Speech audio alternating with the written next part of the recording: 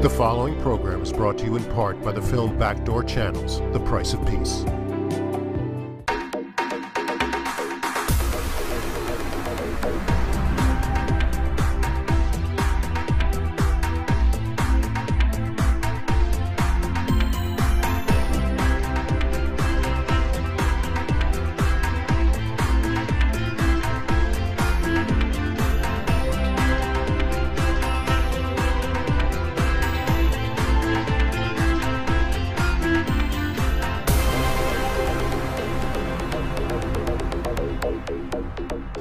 Hi, I'm Leon Charney, and this is the Leon Charney Report, and we've gone through 2 weeks of very tough programming, the Holocaust Day in Israel and the Remembrance Day in Israel, and then we did the show on terrorism.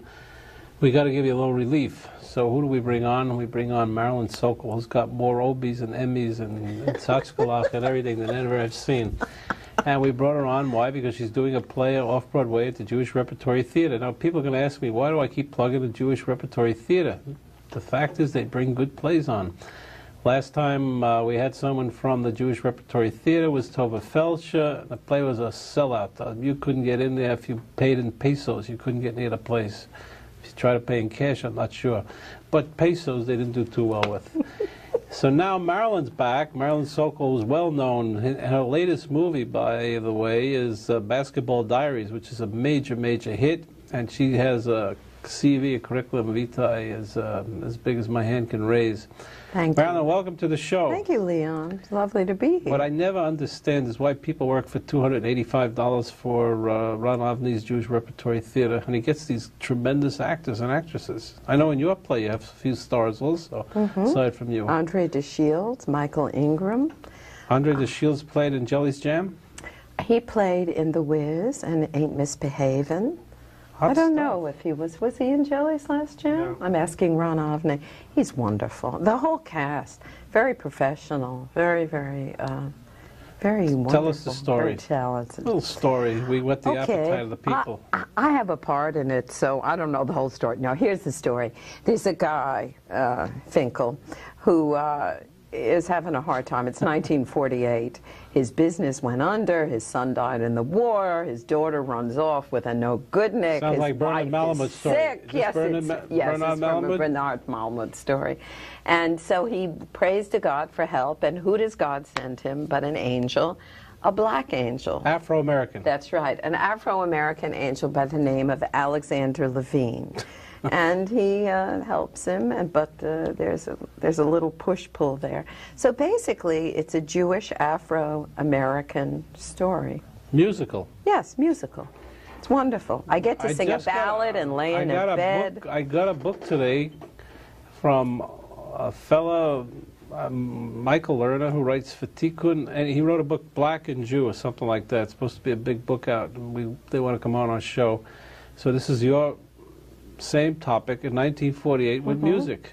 I think it's lovely. I prefer to see you to read a book with music. Now. Who needs all this reading with this? The music is beautiful. Who wrote the music? Well, the music was written by the same woman who wrote the script. It's an adaptation of a film entitled Angel Levine, which starred Harry Belafonte. I believe that was in the 50s or the 60s, right? The 50s? Zero Mostel also. I guess he played. He was fiddling on the roof. That's right. He was No, he was finkling. He was finkling. Yeah, he was fiddling. So she adapted it to the musical form and did the script, the music, and the lyrics. Phyllis Robinson, pretty good. We got a wonderful director by the name of Peter Bennett, and a terrific choreographer. Hope. What's Hope's last name? Hope Clark. Look at this, we got audience participation. Highly professional group. But let me just tell you, I just got through doing Shlemiel the First, where I didn't stop running around for 2 hours playing 3 characters. You asked me why I'm doing this. Aside from the script being delicious and the music really very beautiful, very, very different, I get to lay in a bed. I'm an invalid, I get to be sick, I get to geschrei, I get to sing a pretty ballad. It's very nice. I like this rest. Marilyn, you've appeared in film, you've been on plays, you do a one-woman show, Guilt too. Without Sex is my most recent. Without Sex. Yes, of course, we know about that, don't we? Where did it play? Jewish Guilt. Let me see, it played at the John Houseman, because Eric Krebs was my producer for a little bit. Krebs? Krebs, Eric Krebs. And then I took it to, I don't know where, I took it somewhere else and I ran it. So you've done movies, you've done plays, you've done one-woman acts. I had my own radio show on WBAI. You're a comedian. The Wounded End. What's the most fun for you? I don't think I could do one and not the other. I get bored, and so I like the different forms. Were you ever a wire walker? No, but I've done dancer? Metaphorically, and I go out with younger men, so you know, they kind of make you one of the Wallendas. It doesn't necessarily feel better if you're hanging by your fingernails. You know what I mean? If you're forced to take the shape of a pretzel, it's not necessarily erotic. Okay, ask me another question. Where were you born? I was born in New York. I spent my first 6 years in the Bronx, where this play actually takes place, at least partially. Do you remember that old television series called Molly Goldberg? Of course. Of course. And I knew Uncle David, really? Eli Mintz. When I first got into the business, I would see him at auditions. How long are you in the business? I'm in the business nearly 30 years. Nah. Yes. Nah. You started as a child? Leon, no. Really? No, I have a Nordic track. I keep as young as possible, you know, and I take vitamins. But we moved to answer your question, we moved from the Bronx to Washington, D.C., but first to Maryland, which was horrible. And then we moved to Washington. So basically, my father was in the government, so I was raised in Washington, D.C. People think that I'm from New York. But he worked for the Spooks? He worked for the Treasury Department. That's the same thing. Yes. And your mother? My mother was in the Agency for International Development. Very funny woman, exceedingly funny. Still is funny. That's where you got it from. And my father was a very funny man. Do you have siblings? I have a sister, Bernice Kramer. She's a sculptress, a painter, and I have a niece and a nephew. Everybody's artistic. All right. Beautiful story. We'll cut for a commercial break and we'll come back with Marilyn Sokol. In modern Middle East history, only one peace treaty has stood the test of time, the 1978 Camp David Accord. In the new documentary film, Backdoor Channels, The Price of Peace, learn the true story behind the greatest diplomatic achievement of our time and its lessons for the future. The price of peace is very high to have this courageous man and my close friend killed. Winner of the Telly Award for Best Cultural Program. Now available at select stores including Barnes & Noble and online at Amazon.com. Now get the book the hit movie was based on, Leon Charney's Backdoor Channels. Learn about the Backdoor Channel negotiations that led to the historic 1978 Israeli-Egyptian peace treaty. Become a witness to history and order Backdoor Channels online at Amazon or Barnes & Noble. Also available at all other retailers and booksellers. Or download the audiobook at iTunes or Audible.com. Relive history. Order Backdoor Channels.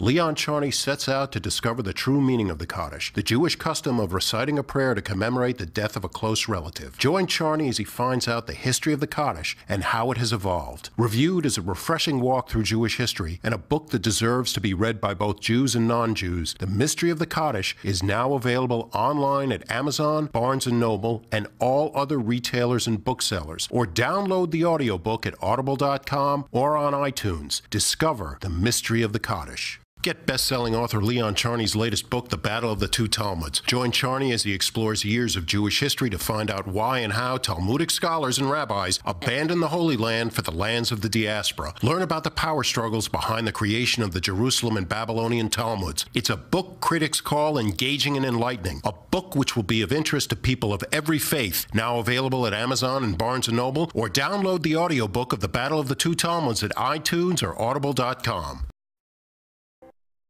We're back with Marilyn Sokol, who's really a political analyst for the Washington Post. That's right. She's moonlighting now at the Jewish Repertory Theater on East 91st Street, and she's playing a part in Angel Levine, which is a story written by Bernard Malamud about a poor Jewish man named Finkel, who was really upset at the end of 1948 And so what does he do? He calls upon a friend of his, and the man happens to be an Afro-American angel. He's an angel and he's from called God. Angel Levine, and does he save him at the end?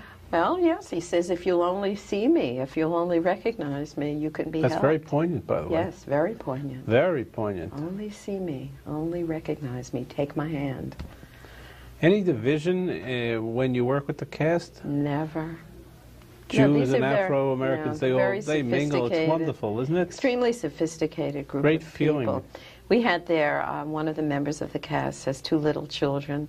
They're African-American children. They came in today, 2 and 4 years of age. It was just wonderful. Do you sing in the play also? I sure do. I get to sing a beautiful, beautiful ballad, gorgeous, about life. Can you read music? Relatively. What does that mean? Well, if I look at a note and I know if the note that comes after it goes down, it goes that down. Most likely it's one of You're talking to a singer. Can you do a high C? I can, but not Really? on command at this moment. Ah. No. Can you? What's your range? Are you a baritone or are you low tenor? I'm a spinto. You're a spinto. You know what a spinto is? Yes, of course I do. I'm a spinto. Really? I used to play basketball too with a spinto. I did pretty good with it. You've been hanging around with Jackie Mason. Jackie Mace has been on his show quite a lot. He called me tonight. He wants to know, are you busy tomorrow? I'd like to talk to you about some personal Very things. good. Yes, So I you said to counsel him? Do I counsel him? Yes. He wants to do a TV show with me. How do you think that would work? I think, you would be in it? We'd be partners. Wonderful. Mason and Charney. I think it would be I would great. do the serious part. He would do the cross-examination. I'd get all the money. He'd get the glory. I don't know if he'd agree to that. But you're the better negotiator, I'm sure. He'll be. If he had the chance to meet you in the middle of a show, would you come on our show? I've been on his show. I was on the other show. He asked me to moon, Channel and I 9? did. Yeah? Yeah. I had mentioned we were talking about sex and violence in the media. That's good for Jackie. Yeah. No, he that was the subject that Right. day, and he had a whole slew of comics on the show, interspersed amongst all the regular people in the audience. And I said, well, on the Tonight Show, by mistake I mooned in the 1970s, and then I had to negotiate with the censor every time I did the show after that. He said, Vice, I can't imitate him. You speak Jackie, to him all the time. yeah, How do you moon talk, by yeah. accident? And he said, show me. So I said, here? So, yes. And he egged me on. So what I did was I mooned everything but the camera. So I mooned him, I mooned the audience, I mooned everything. It was great. Who are the great comedians today in show business? I don't know. Who were? Who were the great comedians?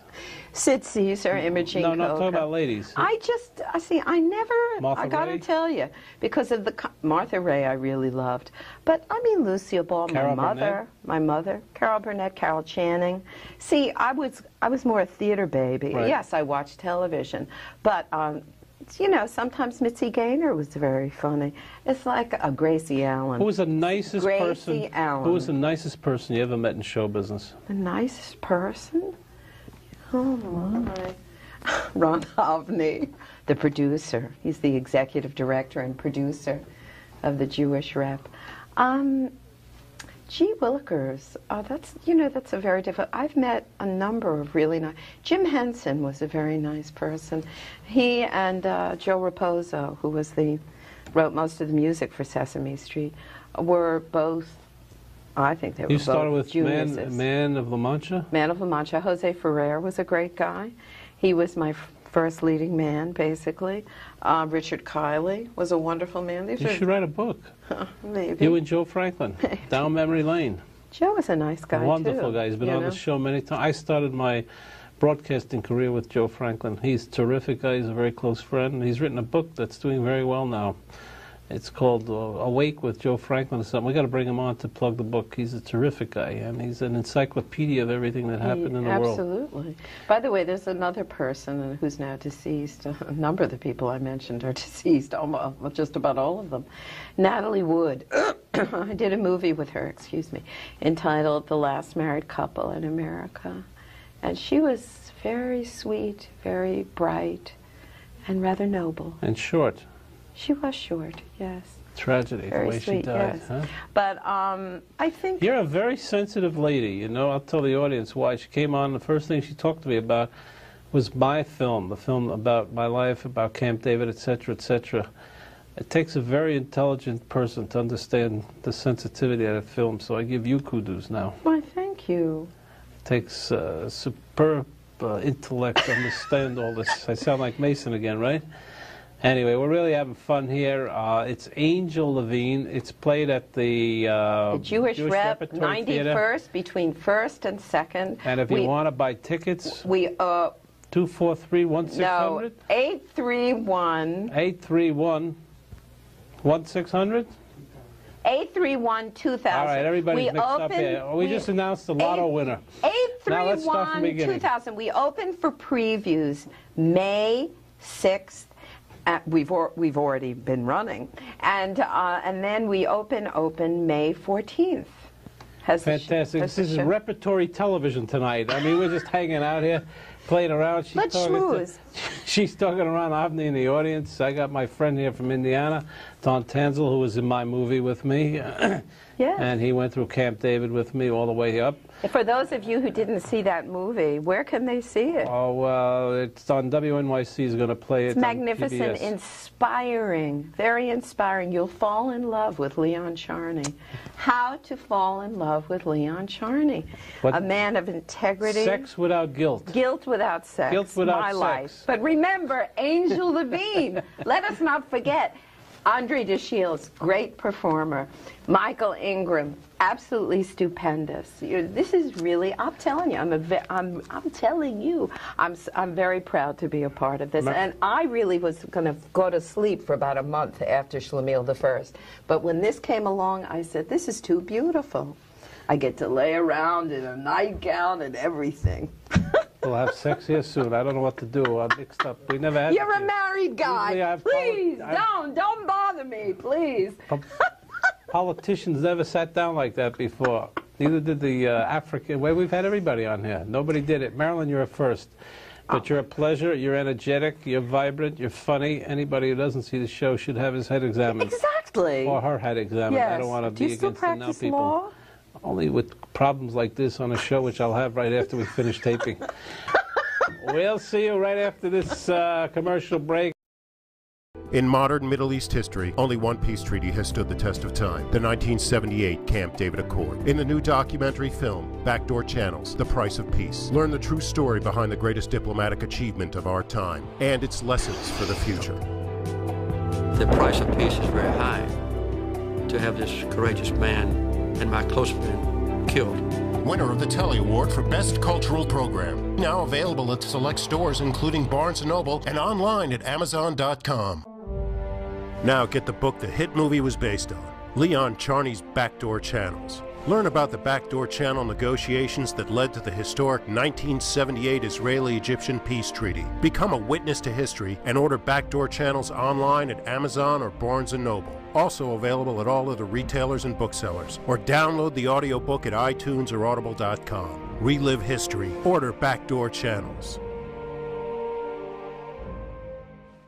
Leon Charney sets out to discover the true meaning of the Kaddish, the Jewish custom of reciting a prayer to commemorate the death of a close relative. Join Charney as he finds out the history of the Kaddish and how it has evolved. Reviewed as a refreshing walk through Jewish history and a book that deserves to be read by both Jews and non-Jews, The Mystery of the Kaddish is now available online at Amazon, Barnes & Noble, and all other retailers and booksellers. Or download the audiobook at Audible.com or on iTunes. Discover The Mystery of the Kaddish. Get best-selling author Leon Charney's latest book, The Battle of the Two Talmuds. Join Charney as he explores years of Jewish history to find out why and how Talmudic scholars and rabbis abandoned the Holy Land for the lands of the diaspora. Learn about the power struggles behind the creation of the Jerusalem and Babylonian Talmuds. It's a book critics call engaging and enlightening. A book which will be of interest to people of every faith. Now available at Amazon and Barnes & Noble, or download the audiobook of The Battle of the Two Talmuds at iTunes or Audible.com.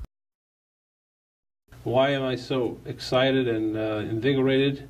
Because I've just read a book called The Secret War Against the Jews.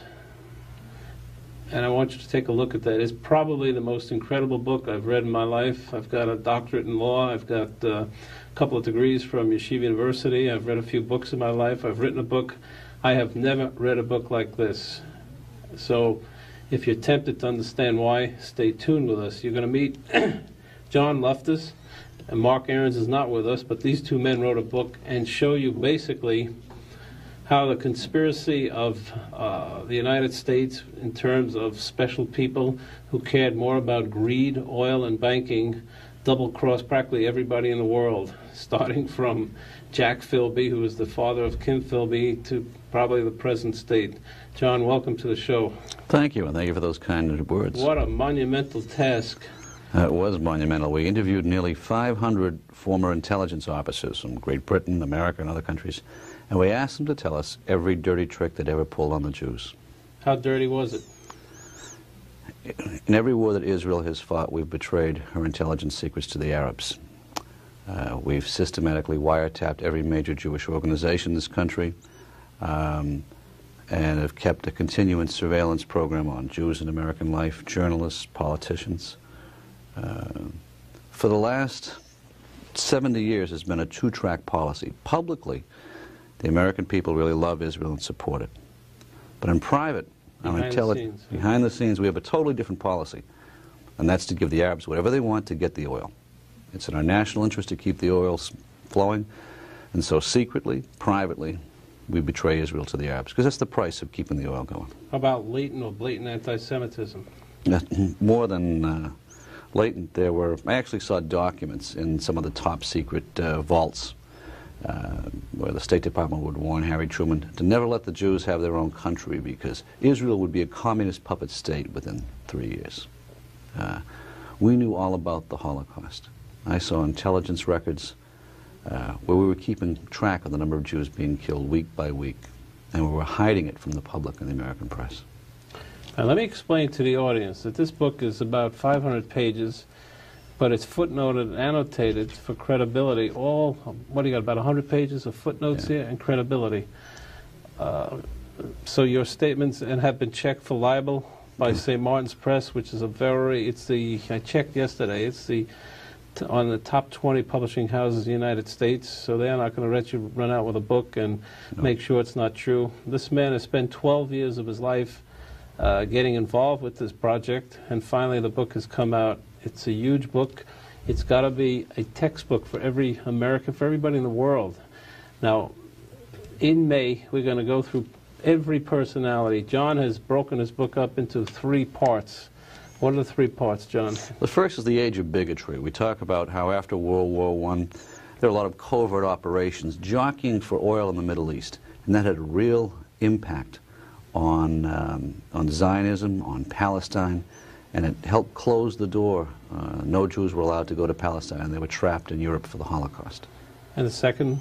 The age of greed, that after World War II, we still kept up our covert deals with the Arabs because we wanted to butter them up. The Americans wanted to keep some Arab states friendly to us so our oil companies could get in.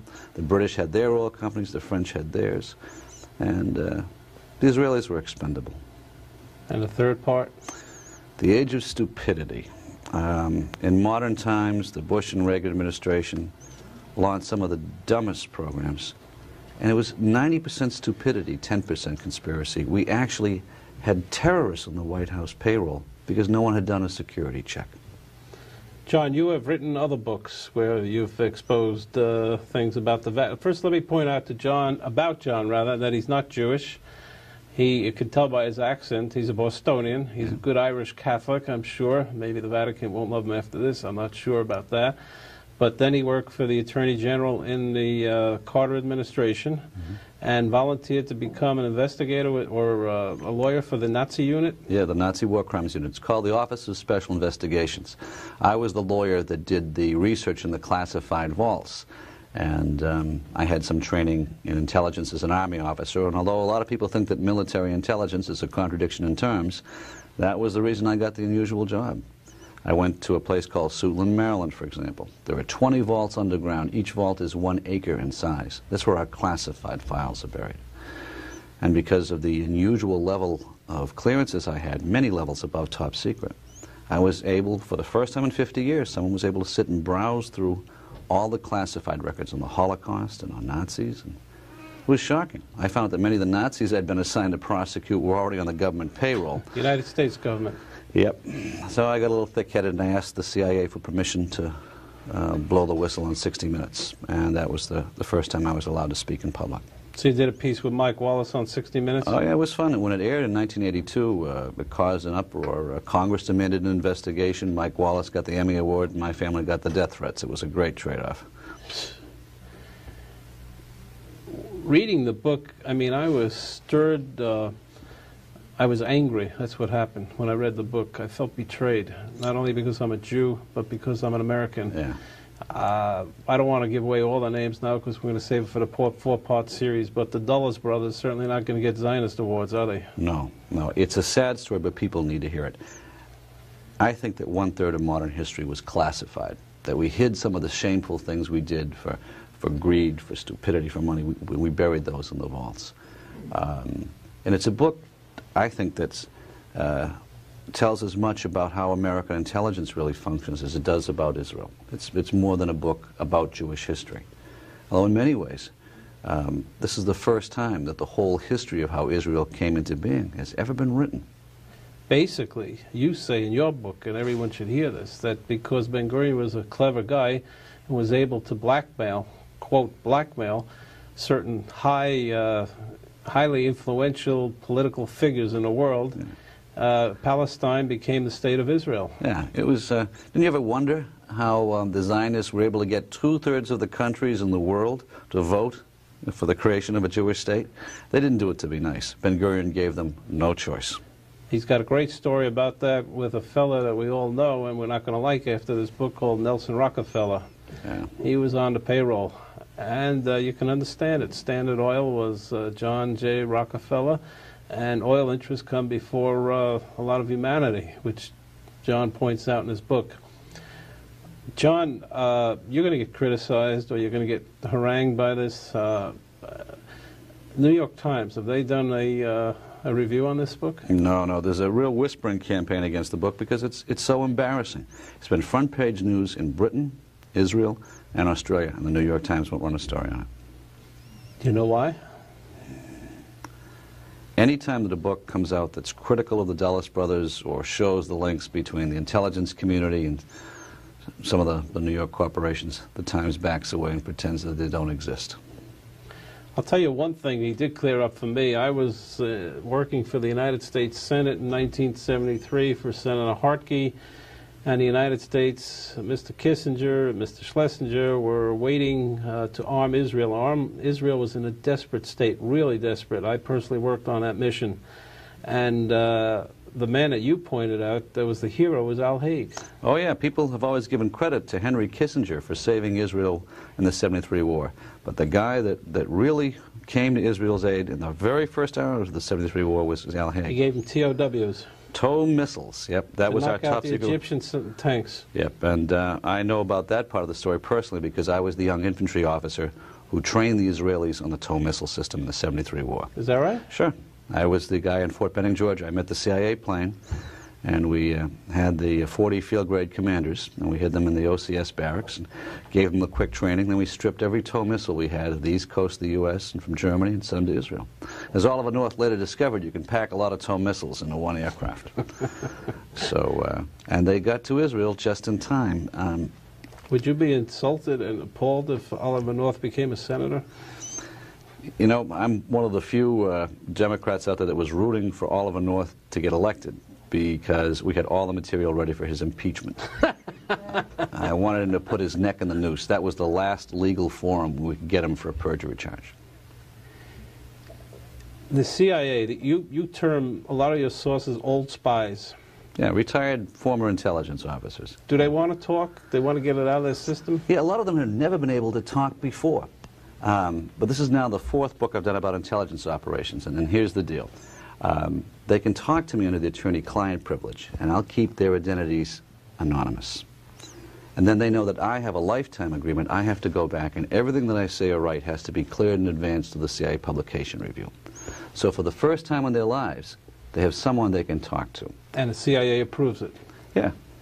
So the CIA has read your book. Every book I've ever written has been cleared for publication by CIA. Doesn't mean they endorse my conclusions. It means that they've taken material out that... Did they take a lot of stuff out? On this one, they were very, very nice. There was only a few items of censorship. Was that because Clinton just came into power? Yeah, there was a staggering change. During the Reagan administration, for example, I was told point blank I could not write about the program where we used the British Secret Service to bug American citizens without search warrants. This is an amazing story. I mean, what happens in the United States is that there's a secret coding place that has a British soldier or CIA or M16 guy there. He bugs the whole universe here in the United States, sends it back to England, and the United States has the same thing in England, so each one is not violating the criminal laws of the state. It's really cute, and both sides can claim to their own governments, we're not spying on our own citizens, and then they're swapping the information. And it's a very sophisticated thing. We can... Is this still going on today? Yeah. The technology remains. See, you have to understand how the technology works. Every time you make a long-distance call in the U.S., it goes through a microwave tower. All telephone calls are automatically recorded. Then we target the computer to pick out the sound of your voice and sort those calls out. It's the vacuum cleaner approach. We can even tell the computer to target for anyone who speaks certain words, and they'll look for those words in all the conversations. We can listen to conversations in your home from a telephone receiver that's hung up on the hook. No wonder I hear all that noise. You'll never hear this. This is sophisticated stuff. You won't know when you're being bugged. Well, during the days of Camp David, I always used to hear a drizzle through my phone. I don't think it was the girlfriends, I got to tell you, at one point, exactly at that time, Jim Angleton and CIA was keeping an index of all Jews in the U.S. government and rating them on their index of Jewishness. Can you get my card? Oh, you should file a Privacy Act request. I think you'd find some interesting things. Jim Angleton, by the way, was head of the Israeli desk for the CIA for 30 years. Most Israelis thought that he was the best friend of Israel because he was spoon-feeding them everything they needed to have. What John points out in his book is actually he was basically a virile anti-Semitic guy who was being blackmailed, and it had all the goods on him, and he had to be this friendly spy for, what do you call it, for the Israelis. It's an amazing story, and it's really not funny. And then all of a sudden they started to move him around, and the Israeli desk was changed a little bit. But it's incredible. I mean, they had the goods on them. So what you really point out is that the Israelis, even in the Palmach days, pre-Palestinian days, really had a good a sort of intelligence service. They were tracking all the time, and that's what saved their lives. Oh, yeah. The early Zionists had volunteers from all around the world that came together for one cause.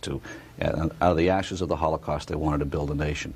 And despite all the odds, they succeeded. But to this day, even most Israelis don't know the sacrifices that were made and the price that was paid to build that nation. The cooperation of the Israelis was forthcoming also? Were you able to get much out of them? I did a lot of interviews, but actually several people in the government of Israel asked me not to write this book. Why? Well, they didn't want to damage their intelligence relations with the Americans. They didn't deny that it was true, they just didn't want it in public. And I said, I didn't think their relationships could be any worse. And I'm an Irish Catholic, I'm an American citizen, and I'm free to write what I want. This is a book where I interviewed American intelligence officers and asked them what they did to Israel. It's not a book about Israeli intelligence, it's about what we did to Israel behind its back. Do you think it continues today? Oh, yeah, I mean, twice a year we have an intelligence sharing agreement where we systematically betray all of Israel's secrets to Egypt and Saudi Arabia. Today? Yeah. Oh, it's been going on every year. It's part of a formal intelligence protocol. Can't they skip a year? Maybe they're tired? They got to go on, huh? No, this was one of the little fringe benefits we added on in secret. Have there ever been cases where American Jews have spied on Israel? Yes. In large numbers. Really? Yeah, quite systematically. Wow. Not just spying on Israel. We've broken all your codes. We can listen to any phone conversation in the country. And even we betray your secrets in wartime to the Arabs. Staggering. We got to cut for a commercial break, and probably it'll be either Cholent from the Second Avenue Delicatessen or Plant a Tree with the Jewish National Fund. But this is unbelievable, this book, and you've got to believe it. It's credible, it's footnoted, it's annotated, it's passed 2 libel laws in the CIA. We'll be right back after commercial break. We're not going to give you most of this book today, so be in tension for a while. He was for 14 years. You can take it for a few months, weeks maybe. We'll be back. In modern Middle East history, only one peace treaty has stood the test of time, the 1978 Camp David Accord. In the new documentary film, Backdoor Channels, The Price of Peace, learn the true story behind the greatest diplomatic achievement of our time and its lessons for the future. The price of peace is very high to have this courageous man and my close friend killed. Winner of the Telly Award for Best Cultural Program. Now available at select stores including Barnes & Noble and online at Amazon.com. Now get the book the hit movie was based on, Leon Charney's Backdoor Channels. Learn about the backdoor channel negotiations that led to the historic 1978 Israeli-Egyptian peace treaty. Become a witness to history and order Backdoor Channels online at Amazon or Barnes & Noble. Also available at all other retailers and booksellers. Or download the audiobook at iTunes or Audible.com. Relive history. Order Backdoor Channels. Leon Charney sets out to discover the true meaning of the Kaddish, the Jewish custom of reciting a prayer to commemorate the death of a close relative. Join Charney as he finds out the history of the Kaddish and how it has evolved. Reviewed as a refreshing walk through Jewish history and a book that deserves to be read by both Jews and non-Jews, The Mystery of the Kaddish is now available online at Amazon, Barnes & Noble, and all other retailers and booksellers. Or download the audiobook at Audible.com or on iTunes. Discover The Mystery of the Kaddish. Get best-selling author Leon Charney's latest book, The Battle of the Two Talmuds. Join Charney as he explores years of Jewish history to find out why and how Talmudic scholars and rabbis abandoned the Holy Land for the lands of the diaspora. Learn about the power struggles behind the creation of the Jerusalem and Babylonian Talmuds. It's a book critics call engaging and enlightening. A book which will be of interest to people of every faith. Now available at Amazon and Barnes & Noble, or download the audiobook of The Battle of the Two Talmuds at iTunes or Audible.com. We're back. I'm speaking with John Loftus, who's written The Secret War Against the Jews. I tell you that it's the most incredible book that I've read my whole lifetime, and I've read a few. And we are going to do a 4-part series with John, going practically page by page, because he's mentioning names here that will make your head stand up and sweat. You really won't believe what he tells you here. Let me give you a rundown of some of the people. This is the Queen of England. This is Stalin. This is Eisenhower. This is de Gaulle when he was young. JFK, he comes out pretty good in the book, though. Bill Casey, not such a good guy. Nope. This is Pius XII. Pius XII. He won't go down in the annals of Jewish history as one of the saviors. Nope. We got Edgar Hoover here. Yes. Well, we know a lot about him. Maggie Thatcher. Ollie North. Yep. Winston Churchill. Yep. George Bush, whose grandfather, by the way, according to this book, was involved with sending capital to the Nazis. One of the biggest financiers of the Nazi industry. Yeah. This is Lawrence of Arabia. Lawrence of Arabia, who was a proclaimed anti-Semite who helped found Saudi Arabia with Jack Philby, right? They were in a race. Yeah. Philby was a triple spy. He was all over the place. Oh, yeah. Philby and his son. Was he a homosexual, Philby? Yeah, both Philbys were. Homosexual? The father was a British fascist who posed as a communist. The son was a British communist who posed as a fascist. And it's not funny, but it's between true. the two of them, they almost killed the nation of Israel, strangled it in its infancy. And you say in your book that Philby's was based on real anti-Semitism and then oil. Yeah. Both. Jack Philby was one of those old Victorian spies that really liked the most fanatical part of the Muslim world and absolutely hated Jews. But he pretended to be a friend of the Jews so he could sabotage all of the negotiations for Palestine. Good Very spy. clever guy, yeah. And then we have Roosevelt. Yeah. Roosevelt comes out mixed. You see, basically, he knew about the Holocaust. He promised the Saudi Arabians that oil was more important than Israel. And there was some humanitarian aspect about him. Oh, I think he wanted to do some things, but his conscience stopped far short. The Jews were expendable during the war. to the war effort, and then after the war, Israel was expendable to the Arab oil. If Roosevelt had lived, there probably would never have been an Israel. The most phenomenal story, I think, in the book, and it's really not right to say the most phenomenal because there's so many, but the one that clears up a lot of bacteria, so to speak, about the body of Robert Maxwell is that he was the greatest savior in the history of the State of Israel. He practically alone saved the State of Israel by being a spy in the British service, but being very well connected with the Czechoslovakians. And if anyone knows the history of Israel, without Czechoslovakia and the arms that they got in '48, Israel could not have made it. Yeah. So he procured those arms for Israel. A lot of the old spies we interviewed were able to answer many of the questions that have puzzled people for generations. You know, why did Israel give Robert Maxwell a state funeral? How did Ben-Gurion get the 2/3 votes in the UN to create the State of Israel? Where did they get the arms to survive? How were they able to stymie all of the Arab armies for the years? And it also explains a lot of things we never understood. Why Iran-Contra? Why were we friends with Israel at one moment and enemies the next? What this book is about is the 1/3 of modern history that's been classified. And it's what you need to make sense of the whole picture. Will they let it come out? I mean, this is a big, insidious, invidious bunch of people. I never thought I'd get to tell this entire story. During the Reagan administration, there were large sections that were just completely censored out. I was told I couldn't even tell Congress. I was very lucky when we finished the manuscript of this book. Clinton was just elected. There was a big change at the CIA, a new era of openness. And so virtually everything I wanted to write was passed by the censor. Can these presidents, any of them, can they really control that CIA? Do they know what's going on? I think Clinton is in control of his own government yet. It takes a while before you can really reach down and affect some major changes in the bureaucracy. These guys figure he'd be a one-term president. One of the things we show in the book was how the intelligence community, for example, sabotaged Jimmy Carter's presidency and used the oil weapon and the oil shortage weapon to make sure that Carter was a one-term president. Bechtel Corporation, Mobil, Exxon, they all come to play in this. They're not going to invite me to their Christmas parties. Remember the name Amiram Nir? An Israeli agent. He wasn't an agent. He was working in Shimon Peres' government for anti-terrorism. Yeah. And he disappeared and was killed somehow in Mexico when he was out of the government. Plane smashed against a mountainside. Gossip is it was British intelligence. Everybody that knew of the British connection to Iran-Contra met with a short and sudden death. There were a number of people that had heart attacks in their 40s. One guy who died of instant leukemia 2 weeks after having a health check. Awful lot of people seem to be going around.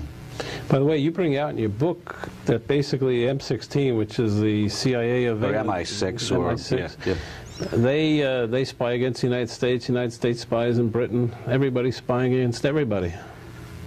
It's kind of silly. One of the old spies explained the intelligence community this way. He says, think of it in terms of the African centipede theory. The African centipede has 50 sets of opposing male and female sex organs and it sits around all day screwing itself. Maybe a little vulgar, but I think it's a very apt analogy that these guys spend as much time spying on each other as they did on the Russians. It was, I don't know what scared me more, that 1% of the intelligence community could be so corrupt as to sell our national secrets for profit, or that the other 99% were too incompetent to catch them. Don't get me wrong, most of the people I met in CIA and in British intelligence were really decent people. But it only took a small handful of people like Bill Casey or Alan Dulles to prostitute. Were they ashamed of where they worked, these old spies? No, they weren't ashamed of where they worked. Most of them were very proud of having worked with CIA. They were disgusted at what the political appointees did. And some of them didn't even realize at the time, because everything was so compartmentalized, that they were part of a program to sabotage the only democracy in the Middle East. You point out in your book that the Republican Party, in order to elect Richard Nixon, had a special unit for ethnic divisions or something like that, and it was mostly made up of ex-Nazis? Yeah, people aren't going to... This is starting to sound like a Looney Tunes show, but we actually found an Australian intelligence document where Nixon's State Department said, yeah, we know where the Nazis are in America, but they're useful to get out the ethnic vote in 5 key states. If you're shocked, you should be. I'm doubly shocked. We're not going to tell you anything more about this. You're going to follow this. We're going to begin in May. We're going to go for 4 weeks straight. And John Loftus and I will do a very special month of May for you to show you what really happened in the world and the intelligence community. We'll begin with Jack Philby, who really was one of the founders of Saudi Arabia, and we'll bring you up to date to Clinton and Pollard. What do you think about Pollard? He really got hurt there, huh? He was jerked around in a sense, wasn't he? Sure. I'll tell you that 90% of the stuff you've heard about Jonathan Pollard is false. It wasn't until his father read our book and went down to show it to Jonathan that they realized why Jonathan was buried alive in federal prison. It's a very complex idea, but we've got to put it together in a very strong, incredible way so you can understand it. It's a very complex situation. You've got to draw diagrams. Galen, who was an old Nazi, became head of the West Germany CIA, so to speak. Yep. The Nazis were running all over the place, but you know, something that always bothered me is how come the Israeli government never pursued more Nazis other than Adolf Eichmann? And I learned from John's book why. So tune in and we'll tell you. In modern Middle East history, only one peace treaty has stood the test of time, the 1978 Camp David Accord. In the new documentary film, Backdoor Channels, The Price of Peace, learn the true story behind the greatest diplomatic achievement of our time and its lessons for the future. The price of peace is very high.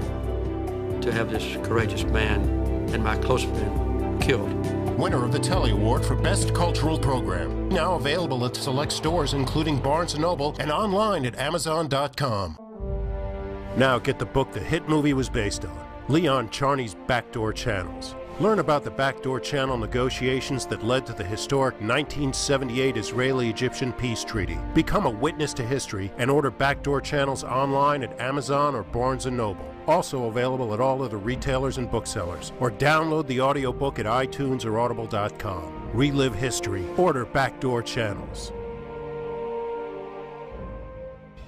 Leon Charney sets out to discover the true meaning of the Kaddish, the Jewish custom of reciting a prayer to commemorate the death of a close relative. Join Charney as he finds out the history of the Kaddish and how it has evolved. Reviewed as a refreshing walk through Jewish history and a book that deserves to be read by both Jews and non-Jews, The Mystery of the Kaddish is now available online at Amazon, Barnes & Noble, and all other retailers and booksellers. Or download the audiobook at Audible.com or on iTunes. Discover The Mystery of the Kaddish. Get best-selling author Leon Charney's latest book, The Battle of the Two Talmuds. Join Charney as he explores years of Jewish history to find out why and how Talmudic scholars and rabbis abandoned the Holy Land for the lands of the diaspora. Learn about the power struggles behind the creation of the Jerusalem and Babylonian Talmuds. It's a book critics call engaging and enlightening. A book which will be of interest to people of every faith. Now available at Amazon and Barnes & Noble, or download the audiobook of The Battle of the Two Talmuds at iTunes or Audible.com.